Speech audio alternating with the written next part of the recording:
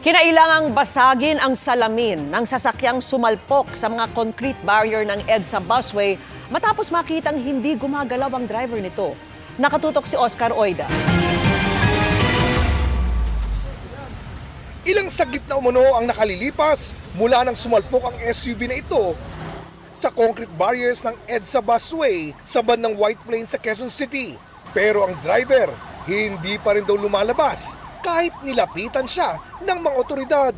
Pasado alas 8 ng umaga nang mangyari ang insidente. At kung pagbabasihan ang CCTV ng MMDA, makikita natin na medyo may tulin ang takbo ng sasakyan. nang silipin ang loob ng SUV, hindi na gumagalaw ang driver. Kaya nagpasya na ang mga rumisponde na basagin na ang salamin ng sasakyan.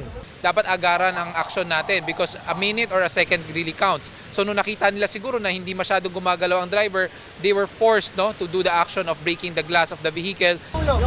Agad sinugod sa ospital ang biktima na kalaunay napag-alamang isang foreign national.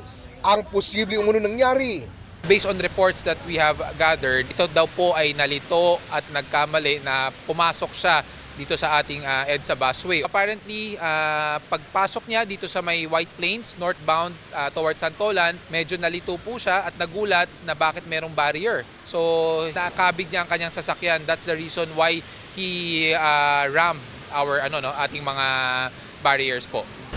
Mahigit isang oras ding naging sanhi ng pagbagal ng daloy ng trapiko sa lugar ang sumalpok na SUV. Hanggang may alis ito mag-aalas 10 ng umaga. Naharap sa reklamo ang driver na sinusuri kanina sa ospital. Sinisika pa namin makuhanan siya ng pahayag. Para sa GM Integrated News, Oscar Oida, nakatutok 24 oras.